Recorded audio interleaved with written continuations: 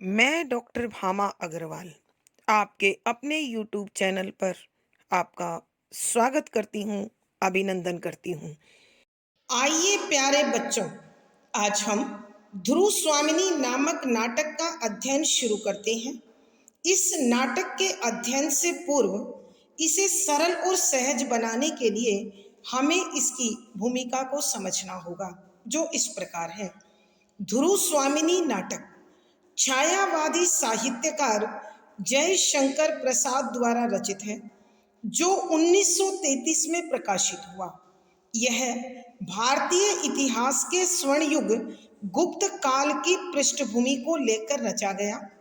इसमें पुरुष सत्तात्मक समाज के शोषण के विरुद्ध नारी के विद्रोह द्वारा उसके अस्तित्व, अस्मिता, अधिकार, अनुचित विवाह से मोक्ष तथा पुनर्लगन की समस्या का समाधान प्रस्तुत किया गया है।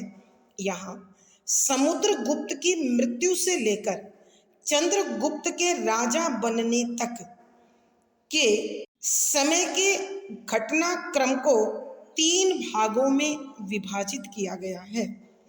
पात्र सूची: ध्रुव स्वामिनी, मंदाकिनी, कोमा, चंद्रगुप्त, रामगुप्त, शिखर स्वामी, पुरोहित, शकराज, खिंगिल, मिहिरदेव, सामंत कुमार, शक सामंत, प्रतिहारी, प्रहरी, दासी, कुबड़ा, बोना, हिजड़ा, नर्तकियां। प्रथम अंक इस प्रकार है। स्मरणीय बिंदु: नंबर 1, प्रथम अंक का आरंभ पर्वतीय प्रदेश में रामगुप्त के युद्ध शिविर में ध्रुव स्वामिनी के प्रवेश से होता है।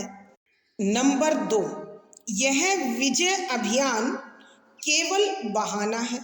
वास्तव में ध्रुव स्वामिनी के हृदय में चंद्रगुप्त के प्रति भावों का पता लगाना है। नंबर 3, इस कार्य के लिए रामगुप्त ने अपनी बहन मंदाकिनी को दासी के रूप में नियुक्त किया है, जो अपने उद्देश्य में सफल होती है, अर्थात वो ध्रुव स्वामिनी के हृदय में चंद्रगुप्त के प्रति कोमल भाव हैं, यह जान लेती है। नंबर 4, अयोग्य, कमजोर तथा विलासी रामगुप्त महामंत्री शिखर स्वामी के षड्यंत्र द्वारा गुप्त साम्राज्य तथा ध्रुव स्वामिनी दोनों को प्राप्त करता है, इसलिए हमेशा सशंकित रहता है, सशंकित, डरा हुआ। नंबर 5, रामगुप्त की अयोग्यता को जानकर शकराज उसे घेरकर युद्ध के लिए ललकारता है। नंबर 6, रस विलास में डूबा रामगुप्त कोई उत्तर नहीं देता तो शकराज 2 शर्तों के साथ संधि प्रस्ताव भिजवाता है अथवा भेज देता है। नंबर 7, शर्त के अनुसार ध्रुव स्वामिनी अपने लिए तथा गुप्त सामंतों की पत्नियां शक सरदारों के लिए मांगी जाती हैं। नंबर 8, गुप्त वंशीय प्रतिष्ठा के विरुद्ध रामगुप्त संधि की शर्त स्वीकार कर लेता है। नंबर 9, ध्रुव स्वामिनी अपनी प्रतिष्ठा की रक्षा के लिए रामगुप्त से प्रार्थना करती है, मगर वह इसके लिए तैयार नहीं होता। नंबर 10, शिखर स्वामी कहता है कि राज्य और राजा की रक्षा हर वस्तु देकर होनी चाहिए। नंबर 11, असहाय ध्रुव स्वामिनी सम्मान की रक्षा के लिए आत्महत्या को तत्पर होती है। उसी समय चंद्रगुप्त आकर उसे बचा लेता है। नंबर 12, चंद्रगुप्त स्वयं ध्रुव स्वामिनी के रूप में सामंत कुमारों को साथ लेकर शकराज से इस अपमानजनक शर्त का बदला लेना चाहता है, मगर ध्रुव स्वामिनी उसे ऐसा करने से रोकती है। नंबर 13, अंत में चंद्रगुप्त ध्रुव स्वामिनी व सामंत कुमारों को लेकर शकराज के पास जाता है। नंबर 14, चंद्रगुप्त की बहन मंदाकिनी के ओजस्वी गीत के साथ सब प्रस्थान करते हैं और पर्दा गिरता है। आइए प्यारे बच्चों, अब हम इस नाटक के पदों की व्याख्या कर उसे समझने की कोशिश करते हैं। पद संख्या 36। हिजड़ा, बहनों, यहीं युद्ध करके दिखाओ ना, महादेवी भी देखें।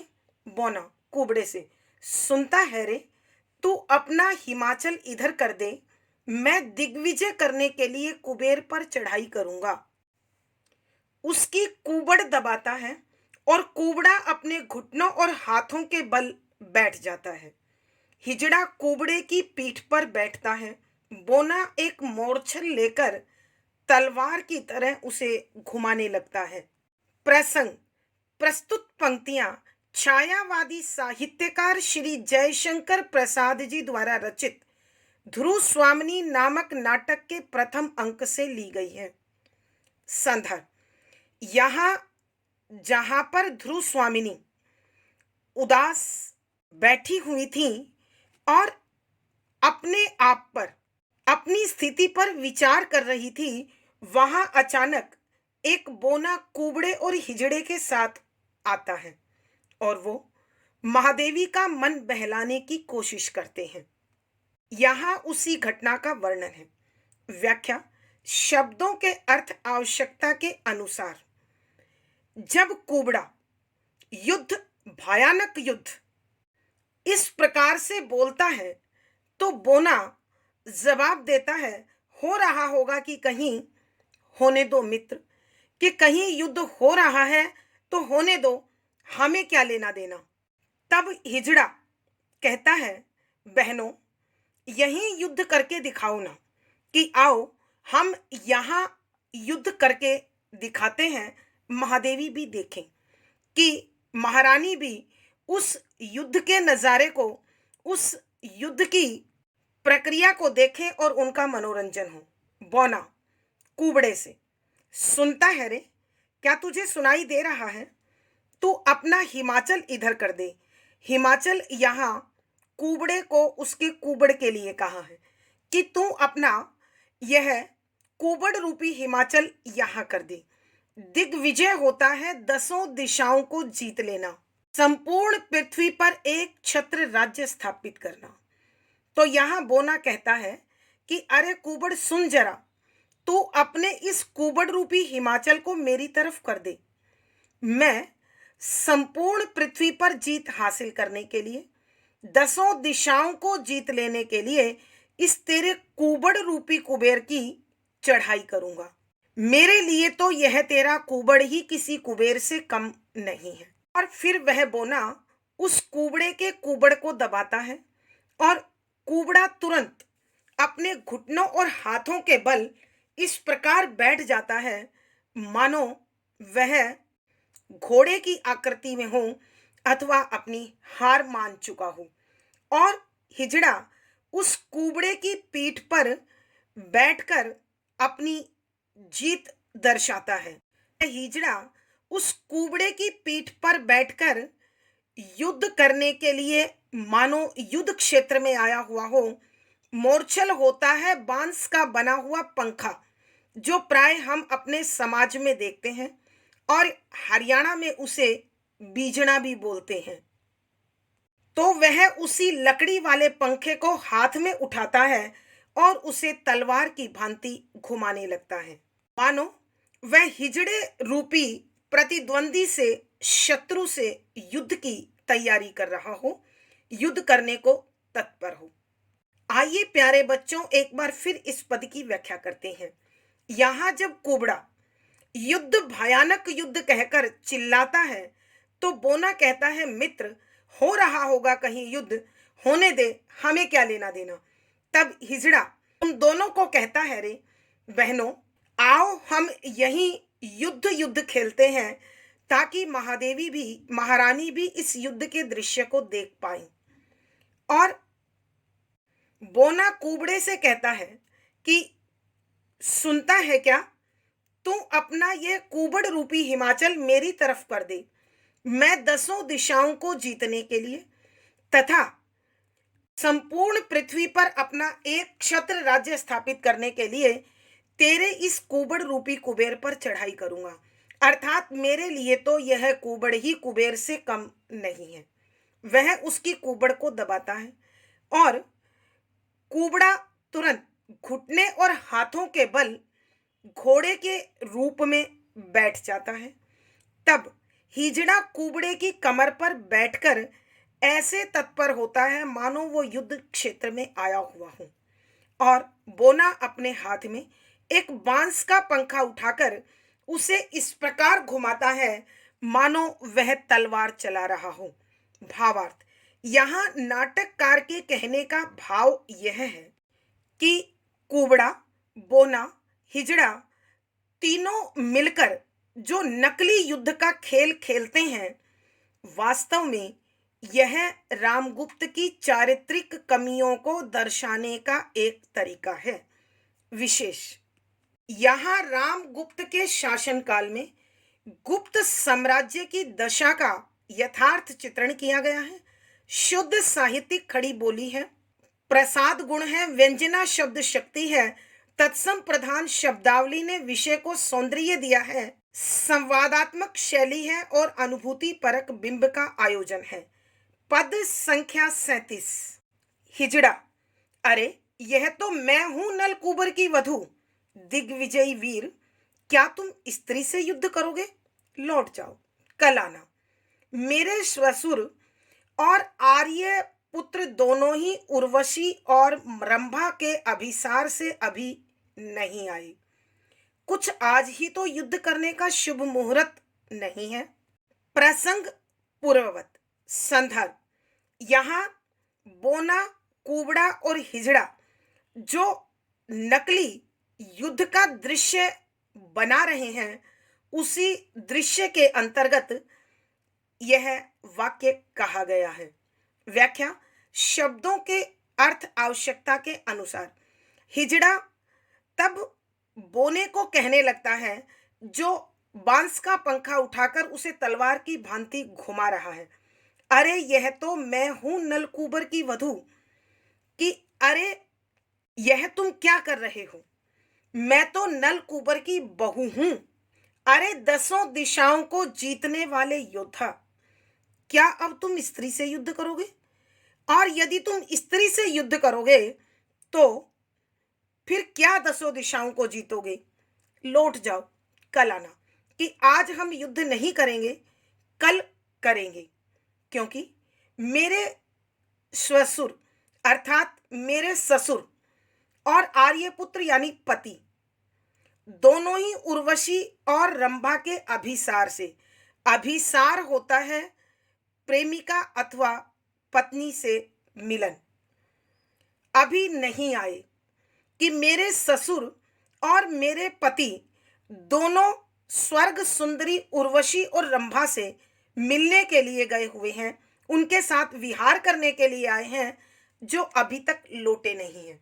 उनके लौटने के बाद तुम कल आना। कुछ आज ही तो युद्ध करने का शुभ मुहूर्त नहीं है क्या? तुम मुहूर्त निकलवा कर आए हो कि आज ही युद्ध करना आवश्यक है, तभी तुम जीत हासिल कर पाओगे। आइए बच्चों, एक बार फिर इसकी बात हम करते हैं।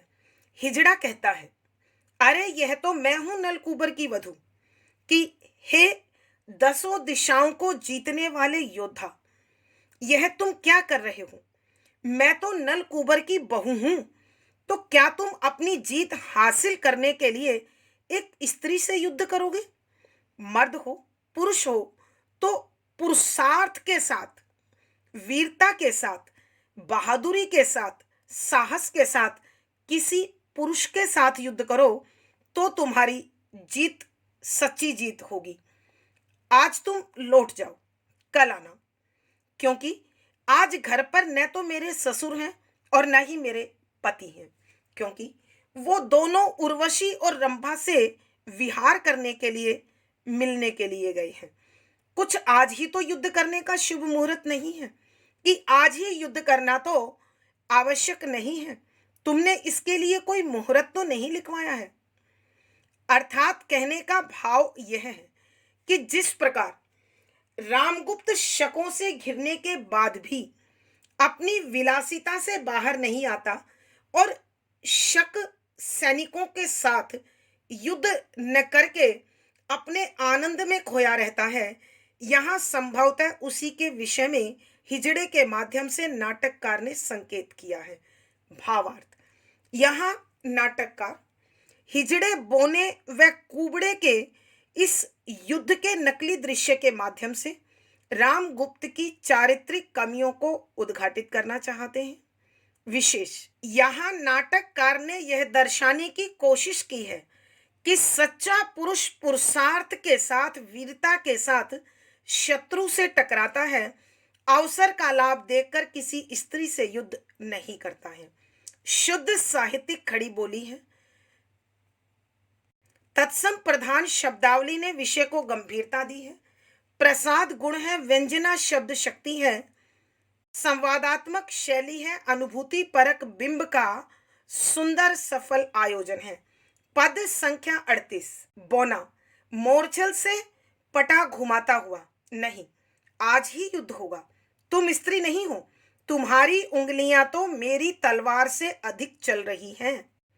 कुबड़ तुम्हारे नीचे है, तब मैं कैसे मान लूं कि तुम न तो नल कुबर हो और न कुबेर। तुम्हारे वस्त्रों से मैं धोखा न खाऊंगा। तुम पुरुष हो, युद्ध करो। प्रसंग पूर्ववत। संदर्भ, यहाँ उस घटना का वर्णन है जब हिजड़ा बोने से कहता है कि तुम क्या एक स्त्री से युद्ध करके जीत दिखाओगे, जीतना चाहते हो। तब बोना उसके इस बात का उत्तर देते हुए कहता है कि व्याख्या, शब्दों के अर्थ आवश्यकता के अनुसार। मोरछल अर्थात बांस का पंखा, लकड़ी वाला पंखा जिसे हम बीजना बोलते हैं। पटा, जो गले में दुपट्टे की भांति पतली सी तह बनाकर एक कपड़ा डाला जाता है। घुमाता हुआ, कि उसे घुमाता है। वह उस बांस के पंखे के साथ अपने गले में पड़े हुए पटे को घुमाता है और अपने पुरुषत्व को दर्शाता है। नहीं आज ही युद्ध होगा, कि नहीं युद्ध तो मैं आज ही करूंगा। तुम स्त्री नहीं हो, कि तुम महिला नहीं हो। तुम्हारी उंगलियां तो मेरी तलवार से भी अधिक चल रही हैं, कि तुम ये जो उंगलियां नचा रही हो, तुम ये जो उंगलियों को चला रहे हो, यह तुम्हारी मेरी तलवार की चाल से भी कहीं अधिक तेज है। अर्थात कहने का भाव यह है कि चाहे तुम स्त्री हो अथवा पुरुष, लेकिन तुम्हारी उंगलियों की गति इतनी अधिक तेज है जितनी मेरी तलवार की भी नहीं है। और फिर कुबड़ तुम्हारे नीचे है, कि तुम कुबड़े के कुबड़ पर बैठे हुए हो, तो मैं कैसे मान लूं कि तुम न तो नल कुबर हो और न ही कुबेर। अर्थात तुम स्त्री हो, पुरुष नहीं हो, इसे मैं कैसे स्वीकार करूं। तुम्हारे वस्त्रों से मैं धोखा न खाऊंगा। मैं तुम्हारे इन स्त्री वाले वस्त्रों को देखकर धोखा नहीं खाऊंगा। मेरी दृष्टि में तुम पुरुष हो और तुम मुझसे युद्ध करो और आज ही युद्ध करो। आइए प्यारे बच्चों, हम इस पद की व्याख्या एक बार फिर करते हैं। यहाँ बोना उस बात का उत्तर देता है जिसमें हिजड़ा ये कहता है कि मैं स्त्री हूं, क्या तुम स्त्री से युद्ध करोगे। तो बोना अपने बांस के पंखे से अपने गले में पड़ा हुआ पटा घुमाता हुआ कहता है कि युद्ध तो आज ही होगा। मैं आज बिना युद्ध किए नहीं लौटूंगा। तुम स्त्री नहीं हो, क्योंकि तुम्हारी ये जो उंगलियां हैं वो मेरी तलवार की चाल से भी कहीं अधिक तेज हैं। अर्थात जब तुम अपनी उंगलियों को इतनी तेजी से नचा सकते हो तो फिर मुझसे युद्ध क्यों नहीं कर सकते। और तुम्हारे नीचे कुबड़े का कुबड़ है, तो मैं तुम्हें कैसे मान लूं कि तुम न तो नल कुबर हो और न ही कुबेर हो। मेरी दृष्टि में तुम पुरुष हो। मैं तुम्हारे वस्त्रों से धोखा नहीं खाऊंगा, कि तुमने बेशक स्त्रियों वाले कपड़े पहन रखे हैं, लेकिन मैं तुम्हें स्त्री नहीं मानता। तुम पुरुष हो और अब मुझसे युद्ध करो। भावार्थ, यहाँ नाटककार के कहने का भाव यह है कि बोना, हिजड़ा और कुबड़ा गुप्त साम्राज्य में अपने इस नकली युद्ध के नाटक के माध्यम से रामगुप्त की चारित्रिक कमियों पर प्रकाश डाल रहे हैं और मेरी दृष्टि में यह नाटककार का प्रतीकात्मक प्रयोग है। विशेष, यहाँ नाटककार बोने, हिजड़े व कुबड़े के द्वारा किए जाने वाले नकली युद्ध के दृश्य को प्रस्तुत कर रहे हैं। शुद्ध साहित्यिक खड़ी बोली है। तत्सम प्रधान शब्दावली ने विषय को गंभीरता दी है। प्रसाद गुण है, व्यंजना शब्द शक्ति है, संवादात्मक शैली है, अनुभूति परक बिंब है। पद संख्या 39। हिजड़ा उसी तरह मटकते हुए, अरे मैं स्त्री हूं बहनों, कोई मुझसे ब्याह भले कर सकता है, लड़ाई मैं क्या जानूं। दासी के साथ शिखर स्वामी का प्रवेश। शिखर स्वामी, महादेवी की जय हो। दूसरी ओर से एक युवती दासी के कंधे का सहारा लिए कुछ कुछ मदिरा के नशे में रामगुप्त का प्रवेश। मुस्कुराता हुआ बोने का खेल देखने लगता है। ध्रुव स्वामिनी उठकर खड़ी हो जाती है और शिखर स्वामी रामगुप्त को संकेत करता है। रामगुप्त कुछ भर्राए हुए कंठ से, महादेवी की जय हो। प्रसंग पूर्ववत। संदर्भ, यहाँ बोना, हिजड़ा और कुबड़ा नकली युद्ध का खेल खेल रहे हैं। जब बोना उसी समय युद्ध करने की जिद हिजड़े से करता है तो हिजड़ा उसका उत्तर देते हुए कहता है कि व्याख्या, शब्दों के अर्थ आवश्यकता के अनुसार। हिजड़ा उसी तरह मटकते हुए कि हिजड़ा अपने शरीर को एक विशेष अंदाज में लेते हुए अर्थात मटकते हुए, अरे मैं स्त्री हूं बहनों, कि बहनों मैं नारी हूं, कोई मुझसे ब्याह भले कर सकता है, कोई मुझसे विवाह तो बेशक कर ले, लड़ाई लड़ाई करना मुझे कहाँ आता है, मैं लड़ाई करना नहीं जानती। दासी के साथ शिखर स्वामी का प्रवेश। उसी समय शिखर स्वामी एक सेविका के साथ वहां आते हैं। शिखर स्वामी, महादेवी की जय हो, कि महारानी की जय हो। दूसरी ओर से कि दूसरी तरफ से एक युवा दासी के कंधे पर लटककर, एक युवती दासी के कंधे का सहारा लेकर कुछ कुछ मदिरा के नशे में, कि शराब के नशे में झूमता हुआ रामगुप्त दूसरी तरफ से आता है। मुस्कुराता हुआ बोने का खेल देखने लगता है कि वहां बोना जो नाटक कर रहा है युद्ध का, वह उसे देखकर हंसने लगता है और इस प्रकार अपने कक्ष में महाराज रामगुप्त और शिखर स्वामी को आया हुआ देखकर ध्रुव स्वामिनी खड़ी हो जाती हैं और शिखर स्वामी रामगुप्त को इशारे में कहता है कि हम महादेवी से मिलने आए हैं, बोने का खेल देखना बंद करो। रामगुप्त कुछ भर्राए हुए कंठ से, कि कुछ रोने का अंदाज करते हुए, जो मायूसी को दर्शाते हुए, महादेवी की जय हो, कि महारानी की जय हो। आइए प्यारे बच्चों, इस पद की व्याख्या हम एक बार फिर करते हैं। यहाँ जब बोना उसी दिन युद्ध करने की जिद करता है तो हिजड़ा कुछ मटकते हुए एक विशेष अंदाज में बोने से कहता है, अरे मैं स्त्री हूं बहनों, कि बहनों मैं महिला हूं, कोई मुझसे विवाह बेशक कर ले, पर लड़ाई करना मैं नहीं जानती हूं। उसी क्षण दासी के साथ, सेविका के साथ शिखर स्वामी वहां पर आते हैं और आते ही वह ध्रुव स्वामिनी से कहते हैं कि महादेवी की जय हो। दूसरी तरफ से शराब के नशे में झूमता हुआ रामगुप्त एक युवती दासी के कंधे का सहारा लेकर वहां पर पहुंचता है और जब वहां बोने को इस प्रकार नकली युद्ध का नाटक करते हुए देखता है तो वह उस नाटक को देखकर हंसने लगता है, मुस्कुराने लगता है। उन दोनों को अपने कक्ष में आया हुआ देखकर ध्रुव स्वामिनी उठकर खड़ी हो जाती है और तब शिखर स्वामी रामगुप्त की ओर उसी पर ध्यान देने का संकेत करता है। तब रामगुप्त मायूसी का भाव दिखाते हुए कहता है कि महादेवी की जय हो, कि महारानी की जय हो।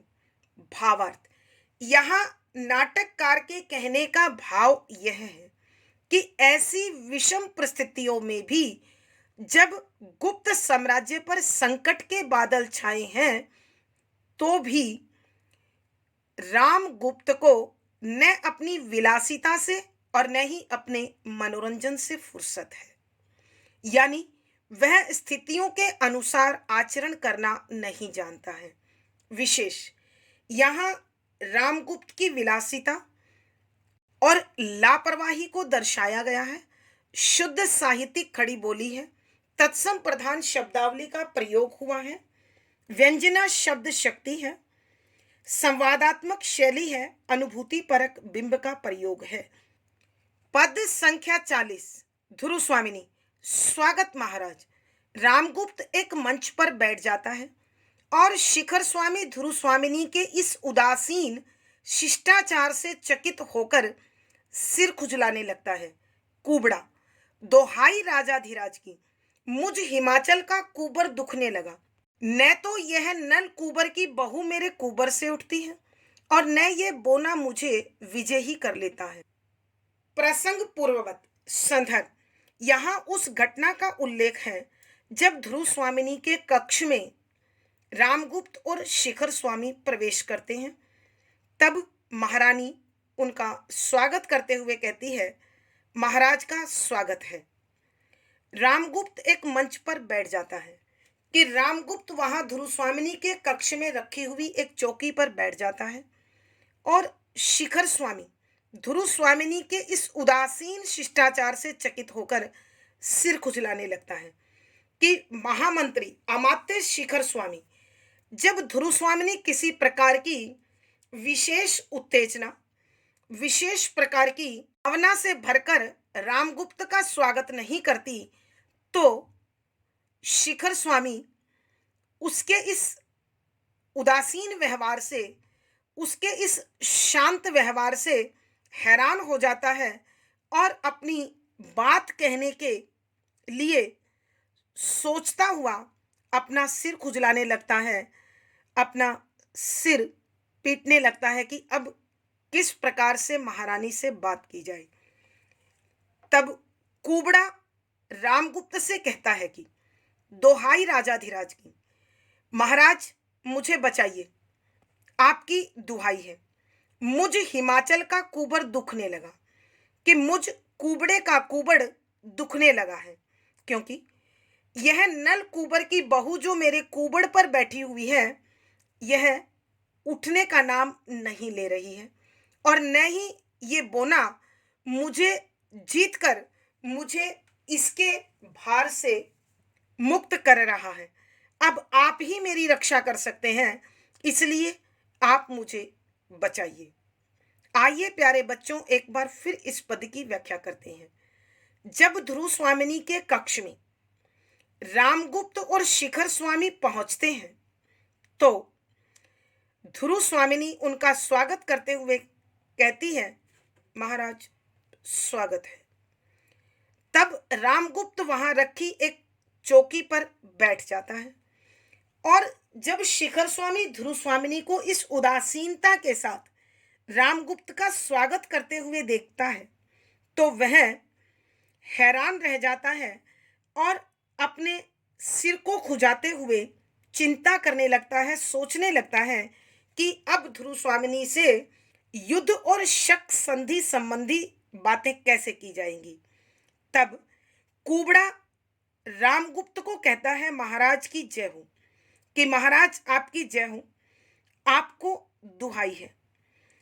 मुझ हिमाचल का कुबर दुखने लगा, कि मुझ कुबड़े का कुबड़ दुखने लगा है।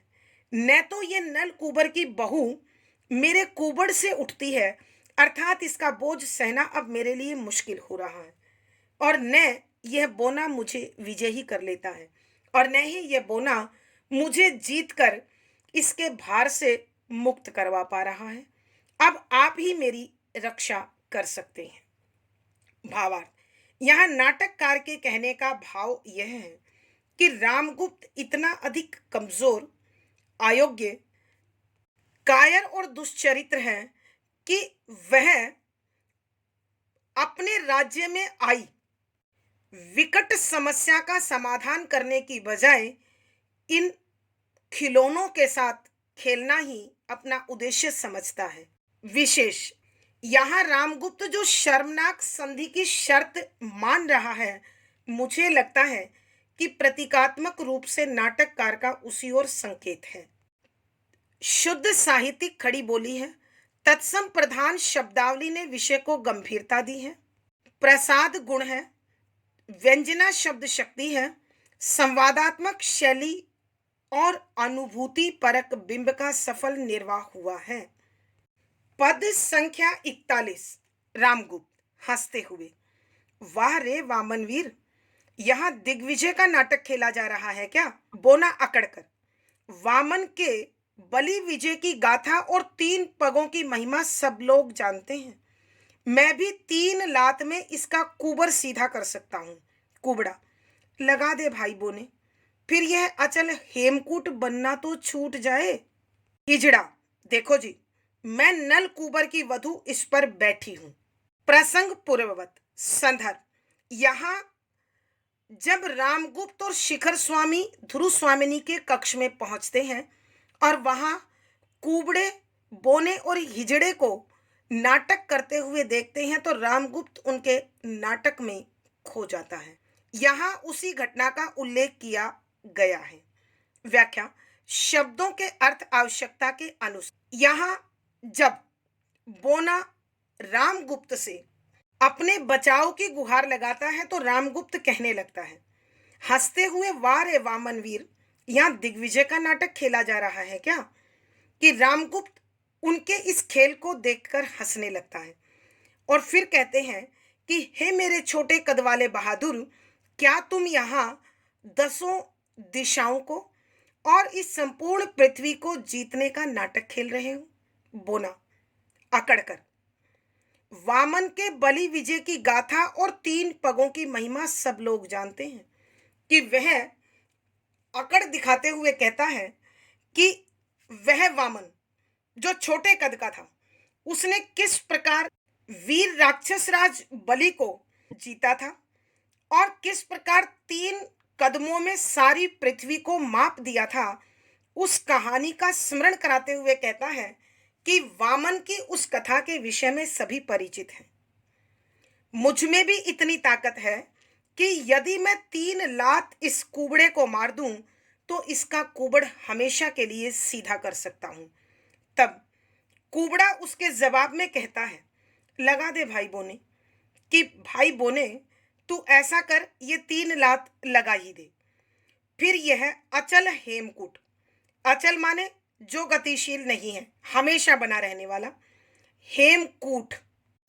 हेमकूट एक विशेष प्रकार का पर्वत है जो हिमालय पर्वत की उत्तर दिशा में स्थित है।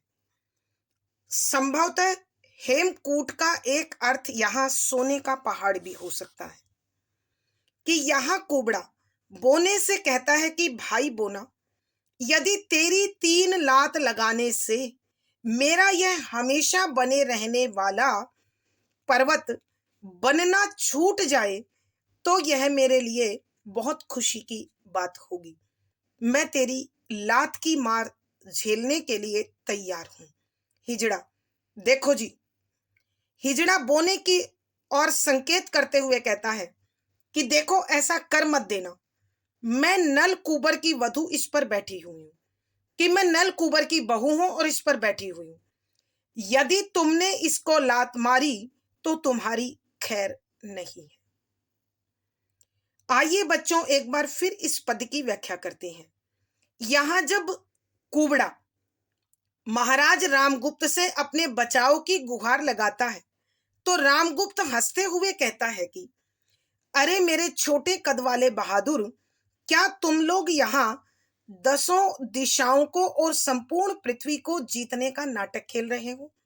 बोना अकड़कर कहता है, महाराज, वामन ने किस प्रकार राक्षस राज बलि को जीता था और 3 कदमों में पूरी पृथ्वी को माप दिया था, इस कथा को सभी जानते हैं। मैं भी इतनी ताकत रखता हूं कि यदि इस कुबड़े को 3 लात मार दूं तो हमेशा के लिए इसका कुबड़ खत्म कर देता हूं।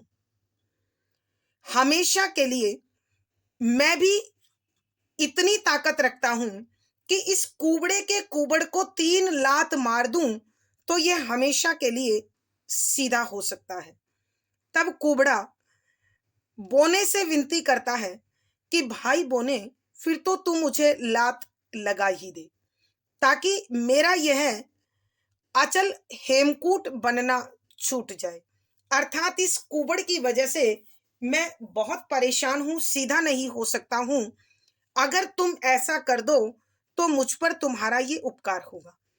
तब उस पर बैठा हुआ हिजड़ा कहने लगता है, देखो जी, ऐसा मत कर देना, ये ठीक नहीं होगा, क्योंकि मैं नल कुबर की बहू इस पर बैठी हुई हूं। अगर तुमने ऐसा किया तो मेरे पति और मेरे ससुर आने के बाद तुम्हें जिंदा नहीं छोड़ेंगे। भावार्थ, यहां नाटककार के कहने का भाव यह है कि बोने हिजड़े और कुबड़े के नाटक को देखकर रामगुप्त ध्रुव स्वामिनी के पास पहुंचने के अपने उद्देश्य को पूर्ण रूप से भूल गया। यह एक राजा के लिए शोभनीय व्यवहार नहीं है। विशेष, यहाँ रामगुप्त की विलास प्रियता का उद्घाटन किया गया है।